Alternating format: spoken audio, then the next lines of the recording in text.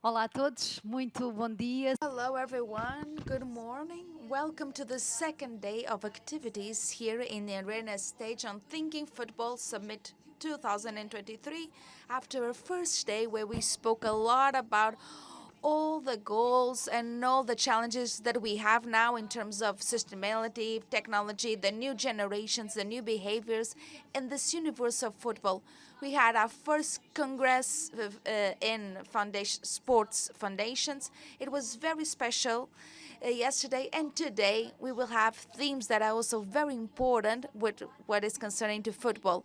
And now we're going to speak about something that in Portugal it has a great importance with the first participation of Portugal in the championship, and the Portuguese gamer players made something of a great success. And today we will start our panel here in this stage with a discussion of all the challenges that we have on the feminine football, so that we have equity here on the football. We have Ariana Cricioni on exports, Bruno Gerraud, Pedro Malabia Sanches. They will discuss how the community, not only the teams, the players, the coaches, but also the sponsors and the governments have to be involved on this fight that is of all for equity. And so let's start this first panel. In the name of the Portuguese League, we hope that you enjoy this second day.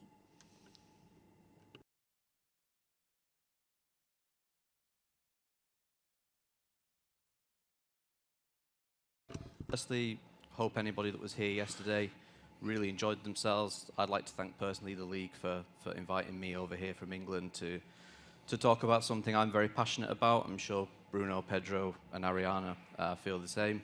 As said, we're here to talk about two very important issues in the women's game: equality, sustainability. We've just been talking backstage how important this is. But firstly, little introduction from me. I've been working in the women's game for 10 years as a writer, as a journalist.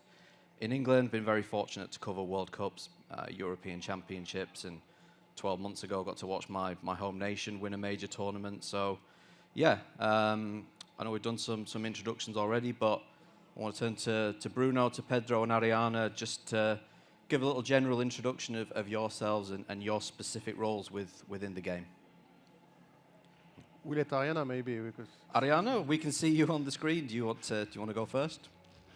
Sure. I feel a little awkward probably being this big in the room, but that's fine. Really excited to be here. Unfortunately, I can't be there in person, but I'm glad I still get to participate. I've had a long career in women's football, thankfully, and hopefully that career keeps going. And most of my objective is to try to make the game as visible and as commercially sustainable as possible.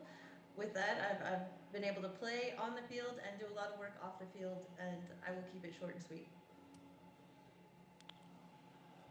okay, so I am Bruno Cheroux. I used to play football for a bit, and then when I retired, I was TV Pandit for a while also, and become general manager of women football in Paris Saint-Germain. So I was the manager of Ariana, basically.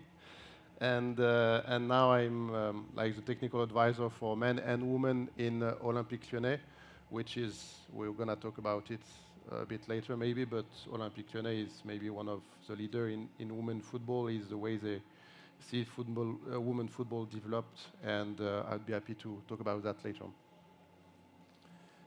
I didn't play football, which is good news for football, I guess. But well, I was lucky to start when I was 18 years old, so more than 25 years ago, in women's football in a small club in my school, and I was very happy to expect or to live all the growth of women's football from a point of view from a club, as I was a general manager in Valencia.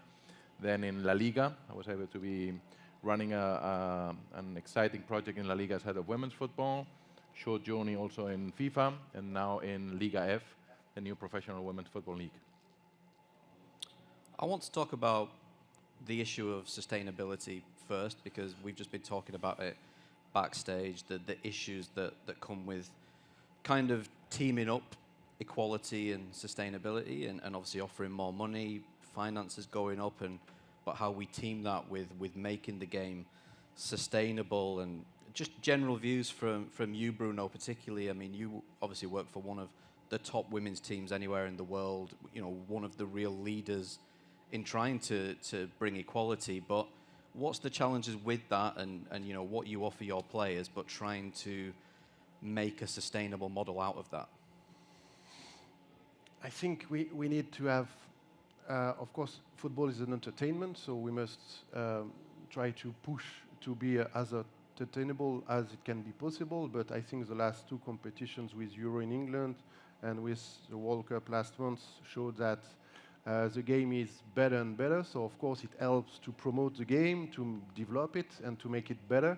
And of course we need some people that can believe in that the way that it can be better and better, and to invest, because at the end of the day it's always a matter of money, but it's also a matter of having a vision of what can it be as a business.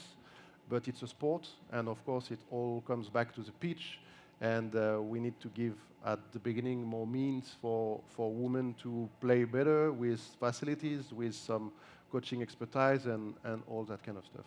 I mean, Lyon has never really taken a huge amount of convincing. Obviously, Jean-Michel Aulas was a real leader of that in terms of doing it for the right reasons. But now, as the women's game grows, the business side of it is becoming bigger and bigger. With all the outlay on player wages, obviously all the travel that you do for Champions League games, what are the main challenges now for you when you look at the next 5-10 years in terms of trying to remain successful, as all the clubs around Europe are obviously heavily investing, but like you say, continuing to try and offer that equality that you do to your women's players?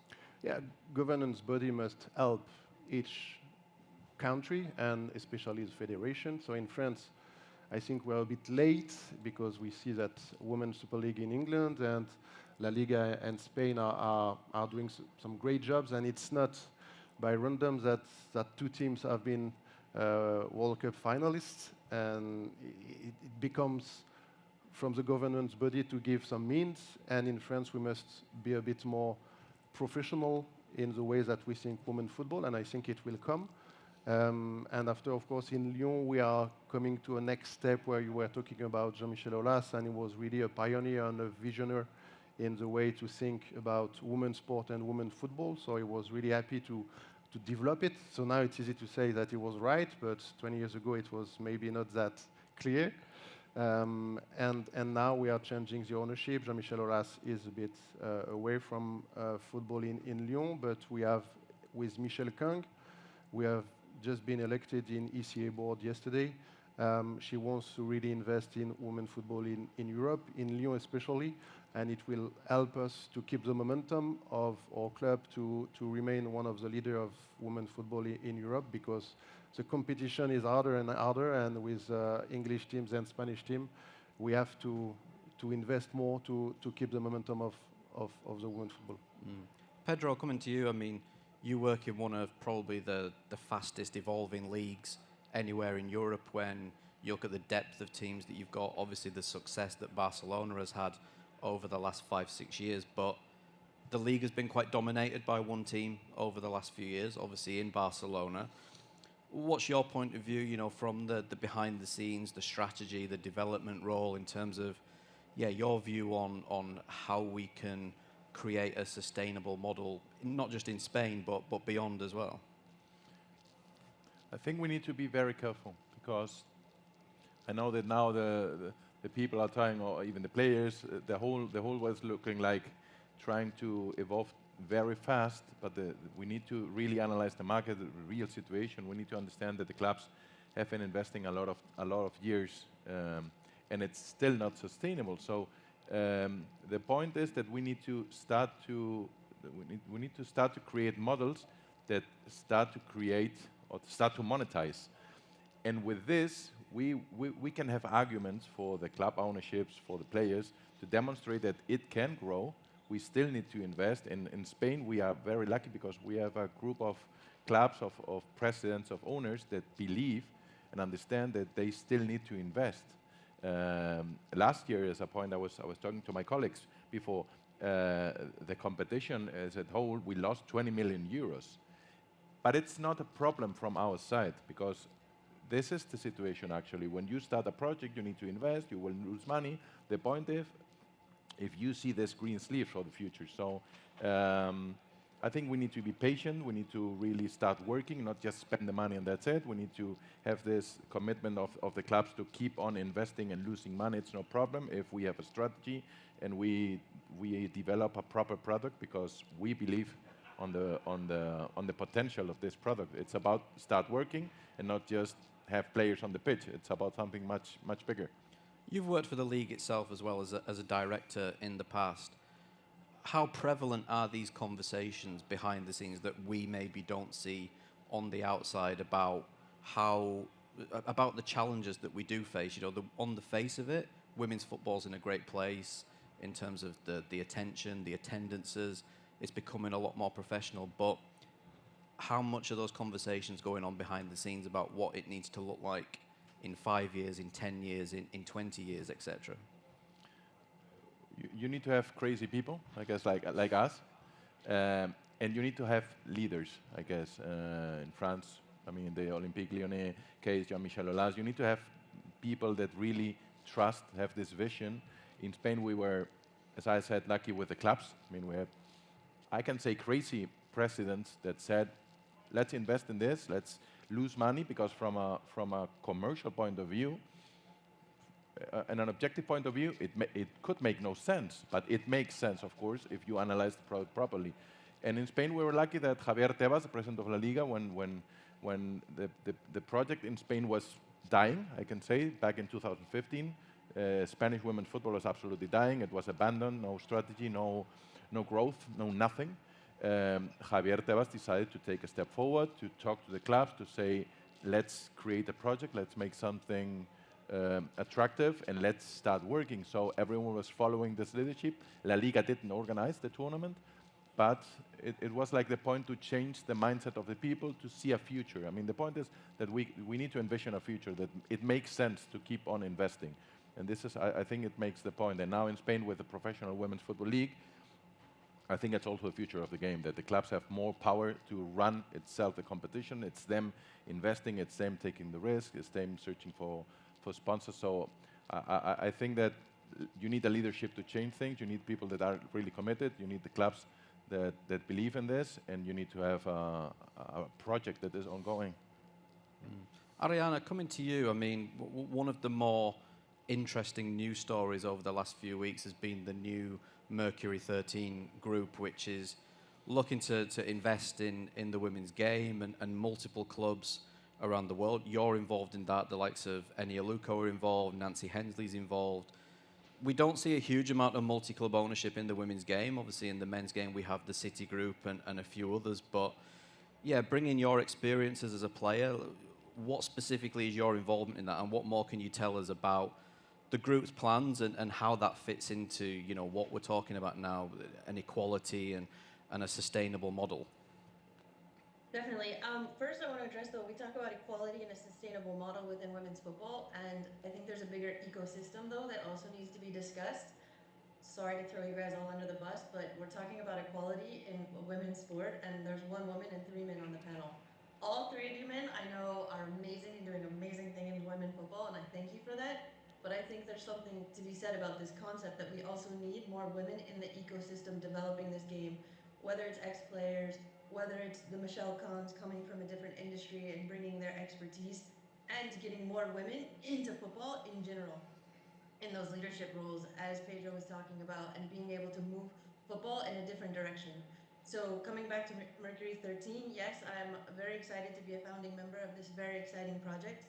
And one of our biggest pieces is that we don't want to just follow the men's game and what the different groups have done in the multi-ownership group within men's football.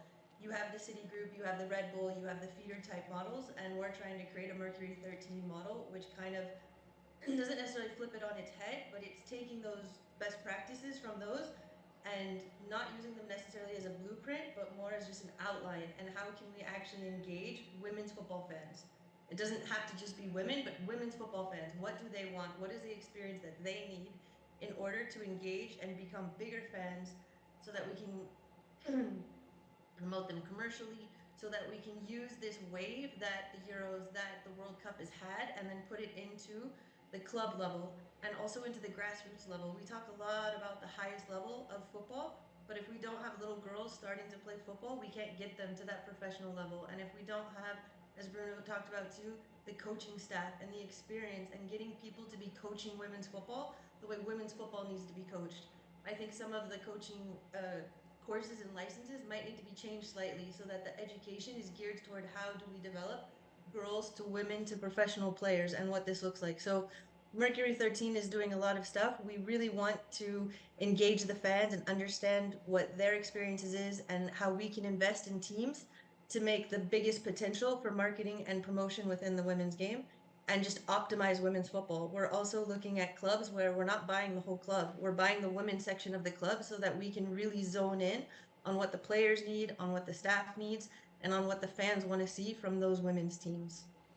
What's your sort of ideal view on how it would look? I mean, there's been rumours in England, particularly, of a team I know very well, Lewis FC, in the second division, that's one of the teams that you want to invest in, but obviously there would be more clubs around the world.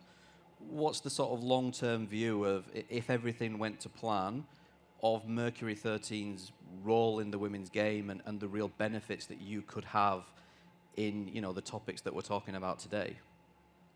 We believe that if we can focus in on those women's teams and so we can align with the values of those teams, of the players that are on those teams. Sometimes I think the women's teams get a little bit lost in the whole mechanics of a major club where there's a lot of other things going on. You have a lot of moving pieces and the women's teams get lost. There's not as much human resources going into developing that team, from sponsorship, from social media, from data analytics, all of these different pieces where if we can financially, and everybody knows the big number we've thrown out there, really invest in women's football, we believe that there will be a return on that and that we can show that women's football can stand on its own and it's a commercially viable product if you do it the right way and pay attention to what the players need and what the fans are wanting from women's football. Bruno, I said multi-club ownership is very rare in the women's game. It's not obviously completely non-existent. Obviously, the OL group is one of those invested in Reign FC a few years ago in the NWSL. They're now OL Reign and under that same group. And again, on the outside, maybe fans, they see the players going between the clubs, Eugenie Le Sommer, Buhadi, Marajan, Jess Fishlock coming the other way. Behind the scenes, in your experience, what's been the benefit for you in terms of having a partner team now in another top league at the other side of the world? And do you think that will expand in the next few years? I think so, yes. So obviously it was a bit tough to really see the benefit from where Reng and OL because it was a bit too short in time, and now it will end up because Michelle Kang took over and she's the owner of Washington Spirit, so we can't get two teams in NWSL. But just by the moves of the player within the group, you talked about Le Sommer, Marosan or Bouadi, that they can experience to go over there to play in NWSL.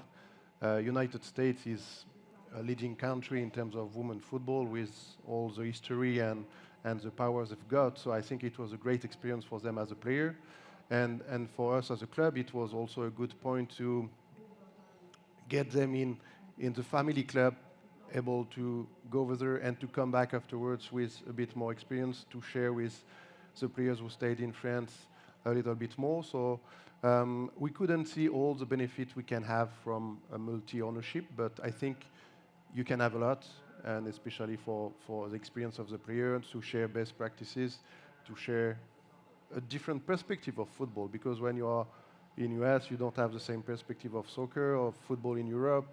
The way to monetize it, the way to play it, it's really different. I want to throw this one to you and to Pedro as two people that work in two of the top European leagues at the moment. Again, this was something we were talking about before we came on stage in terms of there is a gap at the moment between the top and the bottom. You have your Lyons, you have your Barcelonas, Real Madrid, PSG, but there's teams in France in particular at the bottom that aren't even professional yet. You've got teams in Spain that are professional but struggling to stay alive. How do we go about helping these teams not just survive year on year, but again, the toughness of trying to make it sustainable for them, but helping them compete and not just turning up to get beat every week? I think Pedro will tell it a little bit later because he will lead the project of a professional league. But I think to be professional for the elite of a competition is key, and I think Women's Super League in England show it the proper way, and we have to follow them. Of course, football is for everybody, but when you are coming to elite and to talk about money, to talk about a sustainable business model, of course, it's easier when you are talking with some big clubs able to have some more means financially, but also in terms of facilities and coaching expertise. So we hope that in France, and this is the way we are going because of the good model of England, to professionalize more the league, to be able to have bigger teams involved in the Premier Division in France, to make it better, to make it more attainable, to make it bigger. Yeah, in our case, I think we need to find the right balance between not stopping the big high-speed trains that we have in the league that help the development of league, of course, together with this problem that is, of course, that Barcelona is winning the league, or by the start of the week of the year of the champions, you know that Barcelona will win the league.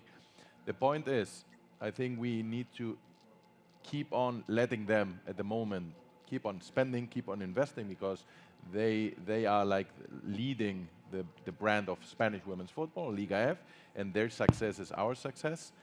And on the other side, we have different situations. We have actually 4 clubs that are independent clubs, we call them like this, not linked to men's professional football. And they are struggling, of course, because it's not only because of the money, it's because of the whole environment. I mean, it's got more professional, with TV rights, with decisions in the assembly, with transfer windows. So I think our role as a league is to help them jump into this professionalism, not only with facilities, but also on the management side. We have experienced problems because they are normally family clubs that are run by 2, 3, 4 people. And we need to help them in a system in understanding that they need to start building a whole management around the club, because it's the only way. On the other side, I've been hearing this message from the independent clubs that they will relegate because it's not point for them. At the end of the year, we had 2 of the independent clubs within the first 6. At the end, it's football, and at the end, those clubs, it's about a better understanding of the market, it's getting good players, and it's this motivation. I think football is football, and as our role, we need to help them build good management structures, which will, of course, help to develop better on the pitch. How tough is that to offer that incentive when even the top clubs at the moment, a lot are running at a financial loss at the moment, and obviously we can get caught up in the excitement around the women's game right now and where it's at the top level, but football club owners are businesses at the end of the day, and they don't want to lose money. So how do you try and incentivize them to push it more when potentially they're already losing money? As I mentioned before, by showing them the green sleeves, I mean, by showing them that there is a plan and that this investment will make sense. And from our side, as a professional league, this is our first year, has been our first year. We start the second year. Last year, we did 2 big agreements. First, the deal with DAZN on the TV. It was more than 36 million a year for the next 5 years. And an agreement, a commercial agreement with La Liga. La Liga is acting as our exclusive commercial agency and is granting the project with more than 40 million euros for the next 5 years. So I think the message for those present is keep on investing, please. Now we have a plan. And if we go on this side, on this direction, it will make sense. Of course, I think you were aware that Players Union, we have a strike in Spain in this first weekend. And there is a risk. There is a risk for the president that say, okay, it's enough. I mean, it's enough. I've been spending money, I've been losing money, and now the players just want more money, and they don't understand.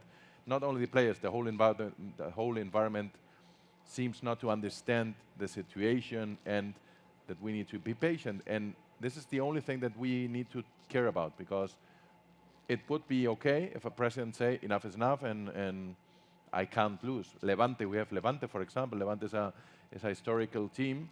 The men's club relegated to second division, and they were not able to promote again in the first year. So they are really struggling with the money. And it makes sense that some people or some shareholders will say, don't spend 10 millions or 5 millions in the women's game, but get the striker on the men's side that will lead us to first division and can get the money in. It also would make sense. So we need to find the right balance about that and be careful on the speed of the growth of the game. Ariana, that kind of brings me nicely onto something I wanted to ask you there. You said earlier about how when you're investing, you want to invest in the women's side of the clubs, not just the clubs themselves. Obviously, Pedro said there, some of the women's teams are reliant on what happens with the men's team. If a men's team gets relegated, it can have a negative effect on the women. How important is it that we can try and separate that and women's clubs can stand on their own 2 feet? I think it's important that the women's team itself can stand on its own 2 feet, even if it's under the same leadership and the same president. I don't disagree necessarily what Pedro is saying. I just think it's ironic, though, that most men's teams don't actually work in the green. The budget of most men's team is also in the red. And comparing, which is true, Pedro, it's what happens, but you literally just compared the entire women's section, which also usually includes academy and coaches and this whole structure, to buying one male player on the hopes that the team gets promoted again. And I understand the economics of this, but this is the entire problem, the way people look at women's football. First off, historically, men's football has not always been the moneymaker that we see that it is today. It took a long time for the different leagues to develop and grow. And again, there's still a lot of clubs that are not actually running in the green, that are running in the red. And the way they do the books and amortization of the players and things, it can get a little complicated, but that's what football looks like. And we all say, okay, for the men's game, that's okay. But when the women's game is, you have a lot of ownerships coming in and saying, we invest in women's football. But what is investment? Having a women's team, paying your players and playing your staff is not investing. That's like buying a car, driving it off the lot. And once you drive it off the lot, it's already depreciated. How do you actually invest in women's game? To invest in the women's game, you have to put people in the right positions. You have to have a staff behind the women's game. You have to have people finding sponsorship for the women's team that know the women's players and understand how to tell stories around the women's team. You have to engage the fans. You have to show visibility. You have to have publicity and that people know where the games are being played and when they're being played. These are all the things that go around the game that some teams are doing really well, and a lot of teams aren't doing anything about it. They're just, okay, we have a team, we put in the money. How come we're not making money? But no business is ran that way. You can't just magically think that fans come, that people buy jerseys without this kind of stuff. We can see that through the big tournaments that we just saw, money was invested and people came. Lots of people came. Lots of jerseys were bought. In fact, a lot of people got upset because goalkeeper jerseys weren't being able to buy, and there weren't enough of some of the country's jerseys. And so we have to really look, when we use the word investment, what does it mean? And you can't have an ROI if you're not actually investing in the game. Just putting money on your women's team is not an investment if you're not doing all the things around it that are needed. Yeah, I mean, as we can see from the lovely jersey behind you, obviously you played professionally in a number of top countries around the world in the women's game, and obviously represented your country as well. I mean, me and you have spoken in the past about specifically your time at Torres in Italy, for example, when they threw money at it, it financially imploded. How much of your experiences as a player and what you've been through and what you've seen around the world are you taking into what you're doing now in trying to further the game? My experience as a player, and I love that Bruno's on stage right now because he's seen me as both player and then not as player, is understanding too the dynamics of it. I personally think it's maybe not the most exciting thing. I think there needs to be a cap on salaries for a certain time period for women's football. I think the women can make really good money, and we need to make sure that it's a professional level and that the women are able to be living. But we see the men's game going in these astronomical numbers that just don't make sense. I would really love to see some of the budgets of certain clubs on how they're able to navigate these things. But in the women's game, we need more investment now that we have this visibility level, now that women are being paid professional, being treated professional, having the facilities, having the doctors, having the things that go around being professional, not just the paycheck. we have to start looking at now putting money into the other aspects of the game that develop the whole ecosystem. Some of the things I talked about before, academy, coaching courses, making sure the coaches are prepared to be there, making sure the medical staff is prepared, making sure we have data around the players, whether that's injury, GPS, periods, a lot of different aspects that in the women's game we need to really start looking into. That as a player at PSG, I had a little bit more. At Torres, we were winning the Italian league, but if you saw where we trained, how we trained, it's incredible what we were able to do with so little resources and facilities that would just be shocking for a professional team to be playing at now. And so I tried to take this idea of, in the locker room, I understand the players want to be paid as much as possible, and I totally get that. But there is going to be a moment when we have to stop talking about player salaries and start focusing on the other aspects of the game that can help it develop and really grow all together. The product, as we saw in the World Cup, is much better. I was shocked and so happy with how many teams and how great the football really was. But how do we keep that going? And what do we do there? And so I feel like my aspect of being a player is understanding the other things that we need on the field and how clubs and organizations can support us, not just with money in our pocket, but what kind of facilities are there? Are we given apartments? What do these apartments look like? When I played at Torres, some people shared rooms and there'd be like 6 women in a house. That doesn't work well when you're in your 20s and 30s. It's just not realistic. So what does the professional environment look like now? And how can I take myself as a player and make it better for the players today? Rich, when you ask, the question is, what do we need for women's football to keep developing? We need more people like Ariana. You look how she's committed, how she's engaged, and how she's convincing. So you need some more people like Ariana. Is it a fair point? I mean, again, working at one of the top clubs in Europe, again, on the outside, fans can get excited about big transfers, and we're seeing transfer fees and more investment coming into that side of it. But do we need to do more of the, behind the scenes, putting real proper structures in place when it comes to marketing, how we market the product? In England particularly, a lot of the marketing goes towards families and children and young girls, but start marketing it in a different way. And do you think clubs, I don't know whether that's Leon or just your experience of working with other clubs, think that if everything's sort of great on the outside and people are seeing big players coming in, that, but there needs to be a lot of work done behind the scenes to actually put real structures in place?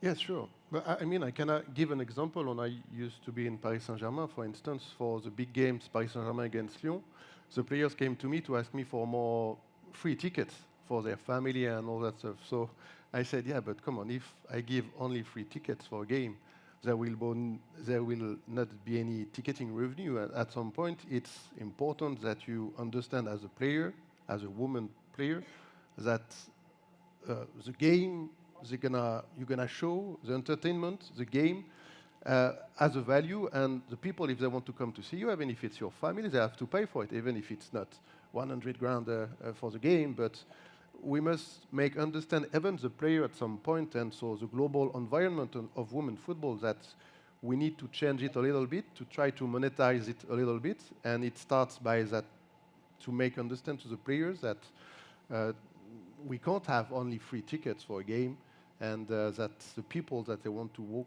watch a game of women football, they need to pay also.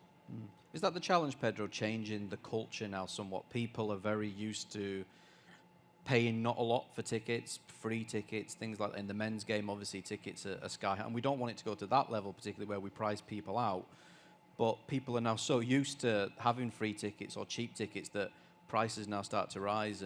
But how do we do that without driving people away? And maybe even trying to attract a new audience of, more adult fans, more male fans? I totally agree with Bruno. I believe if it's us not respecting ourselves and giving ourselves value, by changing this mindset of let's give free tickets because no one will come, then the message we are sending to the people is it's for free. It should be for free because our value is not, we're not worth to be paid. No, I mean, we did some, I think this is the point that where us, the properties, the clubs, the players will need to say no. I mean, of course, maybe it's not 100 euros, but maybe it's 5 euros. Let's start with 5.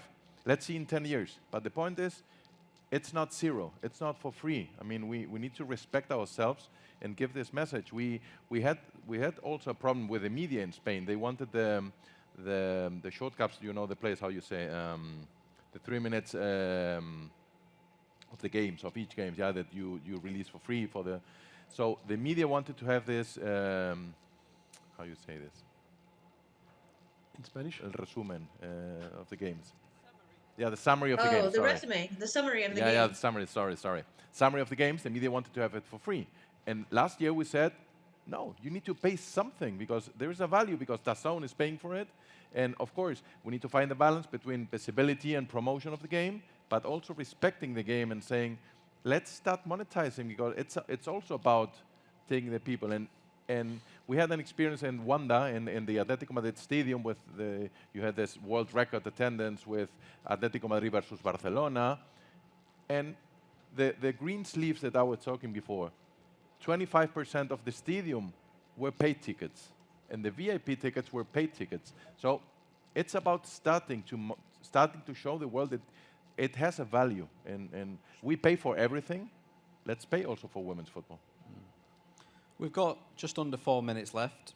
Any final remarks, final views from any of you on what we've discussed and or challenging any of the points that we've made? Because it is an important topic. We could probably go on forever about the equality and the sustainability of the women's game. So, yeah, I just want to throw to any of the three of you if you've got any final remarks on what we've discussed.